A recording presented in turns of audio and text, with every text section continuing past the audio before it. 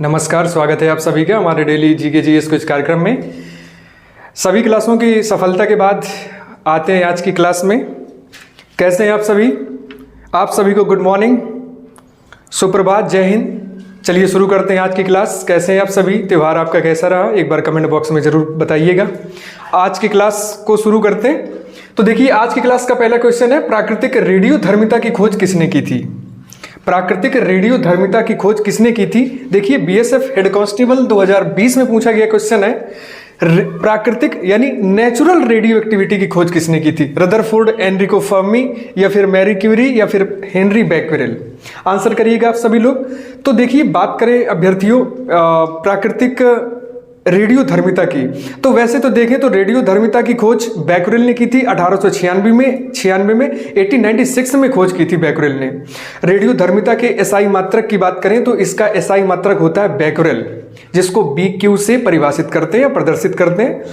अब देखिए, यहाँ पे ना कभी कभी ऐसी कंफ्यूजन वाली स्थिति हो जाती है कि हम मैरी क्यूरी समझने लगते हैं। तो देखिए, मैरी क्यूरी ने रेडियोधर्मिता शब्द को बनाया था, रेडियोधर्मिता शब्द को गढ़ा था, रेडियो एक्टिव तत्वों की खोज की थी क्यूरी ने। लेकिन जो असल में रेडियोधर्मिता है वो बैक्वेरेल महोदय ने बताया था 1896 में। ठीक है, और इस कार्य के लिए, ठीक है, तो देखिए सही उत्तर क्या होगा? Henry Becquerel. और इस कार्य के लिए 1903 में, प्यारे अभ्यर्थियों, 1903 में बैक्वेरेल, मैरी क्यूरी और उनके पति पियरे क्यूरी को संयुक्त रूप से नोबेल पुरस्कार भौतिकी के लिए दिया गया था। यहां तक क्लियर हुआ?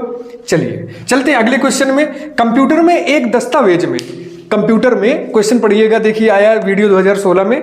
कंप्यूटर में एक दस्तावेज में पूरे टेक्स्ट का चयन करने के लिए किन कुंजियों का चयन मतलब प्रयोग करते हैं? ठीक है प्यारे अभ्यर्थियों, मतलब कंप्यूटर में कोई भी दस्तावेज है, उसमें सभी को, सबको, पूरे किसी एक दस्तावेज को क्या करना है? सेलेक्ट करना है। हमें कौन से कीबोर्ड में कौन से बटनों का यूज करना है? तो देखिएगा, कंट्रोल के या कंट्रोल A या Alt F5 या फिर Shift+A।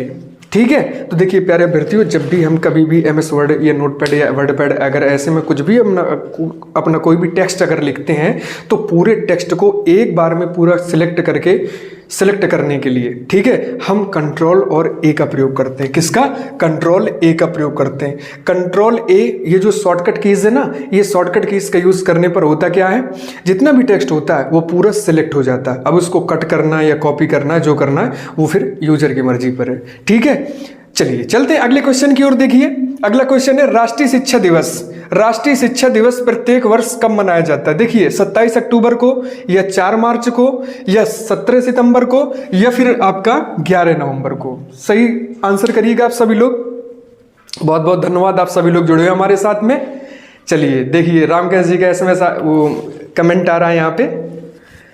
चलिए देखिए एक बार फिर से, राष्ट्रीय शिक्षा दिवस प्रत्येक वर्ष कब मनाया जाता है? 27 अक्टूबर, 4 मार्च, 17 सितंबर, या फिर 11 नवंबर? चलिए देखिए, सभी के आंसर आना शुरू हो गए। तो देखिए, भारत में 11 नवंबर को राष्ट्रीय शिक्षा दिवस मनाया जाता है। जो राष्ट्रीय शिक्षा दिवस है ना, वो भारत में 11 नवंबर को मनाया जाता है।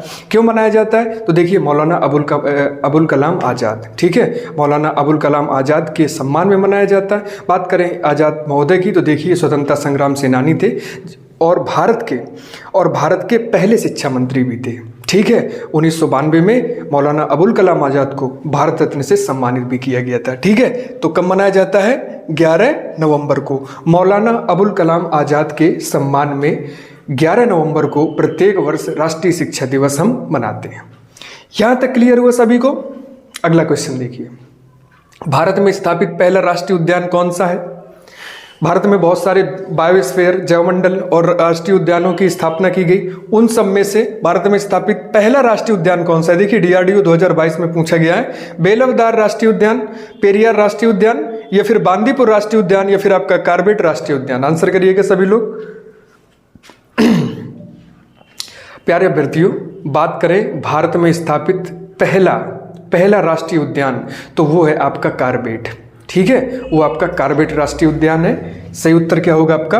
कार्बेट राष्ट्रीय उद्यान।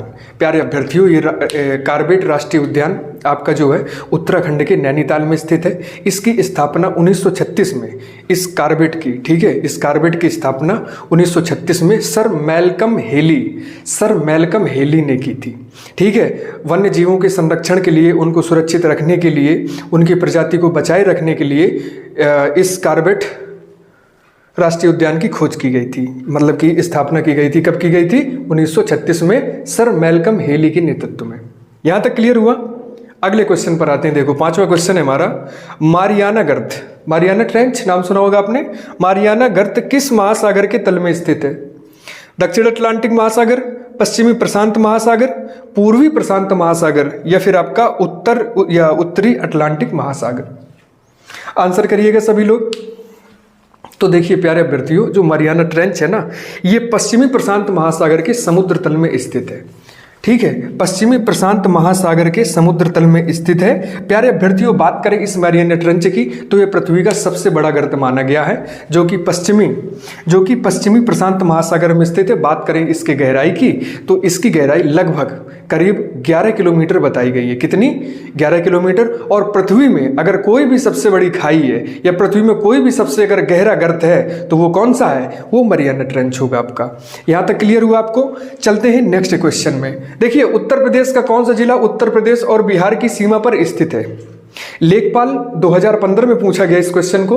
उत्तर प्रदेश का कौन सा जिला उत्तर प्रदेश और बिहार की सीमा पर स्थित है?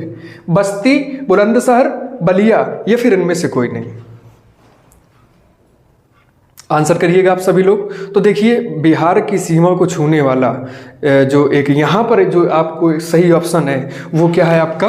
बलिया। प्यारे अभ्यर्थियों, बात करें हम बिहार को छूने वाले उत्तर प्रदेश के जिले, तो देखिए प्यारे अभ्यर्थियों, यहाँ पे 7 जिले हैं, जो उत्तर प्रदेश के 7 जिले हैं जो बिहार के साथ अपनी सीमा साझा करते हैं। 7 जिले कौन कौन से हैं? नाम ध्यान से सुनिएगा। देखिए, सबसे पहले नंबर पे सोनभद्र, दूसरे नंबर पे चंदौली, गाजीपुर, बलिया, देवरिया, कुशीनगर, पडरौना और महाराजगंज। ये पूरे 7 जनपद हैं उत्तर प्रदेश के। ये 7 जनपद हैं जो बिहार राज्य के साथ अपनी सीमा साझा करते हैं, या उसकी पड़ोसी राज्य की सीमा को टच करते हैं। अब देखिए, यहाँ पे एक नाम मैंने लिया था सोनभद्र का, तो सोनभद्र उत्तर प्रदेश का एकमात्र ऐसा जिला है जो छत्तीसगढ़ राज्य की सीमा को भी क्या करता है? साझा करता है, या छत्तीसगढ़ राज्य की सीमा को टच करता है। ठीक है, यह सोनभद्र उत्तर प्रदेश का एकमात्र राज्य है। यहां तक क्लियर हुआ आपको? अगले क्वेश्चन पे आ जाइए। देखिए, फेमा का फुल फॉर्म पूछा गया है यहाँ पे कि फेमा का पूर्ण रूप क्या है? Fund exchange media agency, foreign exchange management act, या फिर फाइनेंस एक्सपोर्ट मैनेजमेंट अथॉरिटी, या फिर फॉरेन एक्सपोर्ट मार्केट एजेंसी? सही आंसर करिएगा आप लोग। तो देखिए, फेमा पता होगा, आप लोगों ने पढ़ रखा होगा, और अगर नहीं पढ़ रखा होगा तो मैं बता रहा हूं। फेमा की अगर हम लोग देखिए बात करें, तो फॉरेन एक्सचेंज मैनेजमेंट एक्ट। क्या है? Foreign exchange management act. सही उत्तर आपका क्या होगा? बी ऑप्शन होगा आपका। देखिए, काफी लोगों ने बी ऑप्शन सही भी किया है यहाँ पे, तो फॉरेन एक्सचेंज मैनेजमेंट एक्ट आपका सही उत्तर होगा। प्यारे अभ्यर्थियों, बात करें इस एक्ट की, तो देखिए, ये अधिनियम 29 दिसंबर 1999 को लागू किया गया।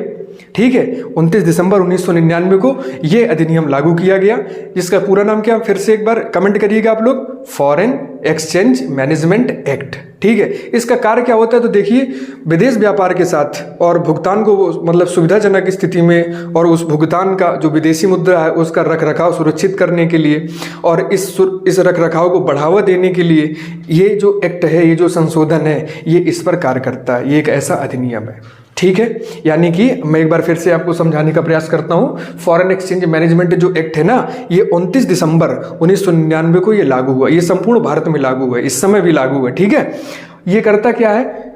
विदेश व्यापार के साथ या विदेशी मुद्रा के साथ उसको अपने देश में उसका सुरक्षित रखना, उसका रख रखाव करना, ये सब कौन सुनिश्चित करता है? इस अधिनियम यानी इस एक्ट के तहत हम कर पाते हैं। यहां तक क्लियर हुआ? आगे चलते हैं। भारत का बर्डमैन किसे कहा जाता है? ठीक है, यानी किसे भारत के बर्डमैन के नाम से जानते हैं? देखिए, आरपीएफ 2018 में पूछा गया था इसको। जेसी बोस को, यानी जगदीशन बोस, सलीम अली, एसके गुप्ता, या फिर माधव गाडगिल? आंसर करिएगा आप सभी लोग। भारत का बर्डमैन, ठीक है, बहुत ही एक प्रचलित नाम है और काफ़ी इंपॉर्टेंट क्वेश्चन भी आपके लिए, याद रखिएगा। पर्यावरण, सभी पर्यावरणविदों को, और ये पक्षी प्रेमी है चूंकि, देखिए बर्डमैन कहते हैं इनको, ठीक है, तो इनका नाम हमेशा याद रखिएगा। भारत का बर्डमैन किसे कहा जाता है? तो सलीम अली को कहा जाता है। किसको कहा गया? सलीम अली को कहा गया। प्यारे अभ्यर्थियों, 12 नवंबर 1896 को मुंबई में जन्मे सलीम अली केवल पक्षी प्रेमी नहीं थे, बल्कि साथ साथ पर्यावरणविद यानी कि पर्यावरण प्रेमी भी थे। ठीक है, अब देखिए बात करें इनकी, तो देखिए इनका ना 1987 में इनका निधन हो गया। ठीक है, भारत में अगर पक्षी विज्ञान को किसी ने लोकप्रिय बनाया तो वो कौन थे? आपके सलीम अली थे, जिन्होंने भारत में पक्षी विज्ञान को यानी कि बर्ड साइंस को इन्होंने क्या बनाया? बहुत ही ज़्यादा लोकप्रिय बनाया। यहाँ तक क्लियर हुआ? कोई डाउट? अब चलते हैं अपनी करंट अफेयर की तरफ। आज का क्वेश्चन है, हाल ही में किन 3 देशों की नौसेनाओं ने ओमान की खाड़ी पर संयुक्त अभ्यास किया? ठीक है, हाल ही में किन 3 देशों की नौसेनाओं ने ओमान की खाड़ी पर संयुक्त अभ्यास किया? चीन, ईरान या रूस, भारत, अमेरिका या चीन, बांग्लादेश, म्यांमार, भूटान, या फिर इनमें से कोई नहीं।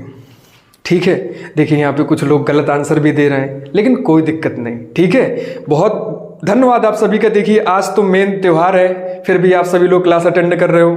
ठीक है, चलिए, हाल ही में किन 3 देशों की नौसेनाओं ने ओमान की खाड़ी पर संयुक्त अभ्यास किया? सही उत्तर क्या होगा आपका? चीन, ईरान और रूस। चीन, ईरान, रूस। प्यारे अभ्यर्थियों, हाल ही में इन 3 देश जो मैंने बताया, चीन, ईरान और रूस, इन 3 देशों की नौसेनाओं ने ओमान की खाड़ी पर क्या किया? समुद्री सुरक्षा बेल्ट 2024। इस सैन्य अभ्यास का नाम याद रखिएगा, समुद्री सुरक्षा बेल्ट 2024 का आयोजन किया। ये आयोजन ओमान की खाड़ी पर हुआ। इस आयोजन का जो टाइम पीरियड की बात करूं तो 11 मार्च से लेकर के 15 मार्च तक इसका आयोजन किया गया था। ठीक है, चीन, ईरान और रूस समुद्री सुरक्षा बेल्ट 2024 के तहत 11 मार्च से 15 मार्च तक। क्लियर? आगे चलते हैं। हाल ही में बिचोम को, देखिए एक जिला बना है, हाल ही में बिचोम को किस राज्य का 27वां जिला घोषित किया गया? बिचोम एक जिला है, अभी हाल ही में बना है, किस राज्य का है वो? असम, अरुणाचल प्रदेश, मणिपुर या मिजोरम? तो देखिए बिचोम जो है ना, अरुणाचल प्रदेश का 27वां राज्य बन गया। ठीक है, इस बिचोम जिले का उद्घाटन एक 27वें राज्य के अंतर्गत, वहां अरुणाचल प्रदेश, ठीक है, कहां पर है, किस राज्य में है? अरुणाचल प्रदेश। तो अरुणाचल प्रदेश के मुख्यमंत्री जिनका नाम है पेमा खांडू, क्या नाम है? पेमा खांडू ने इसका उद्घाटन किया। राज्य विधानसभा फरवरी में अरुणाचल प्रदेश जिला पुनर्गठन संशोधन के तहत वो जो विधेयक 2024 पारित किया गया, इस विधेयक के अंतर्गत अरुणाचल प्रदेश में बिचोम को 27वें राज्य की मान्यता मिली। यहां तक क्लियर है आप सभी को?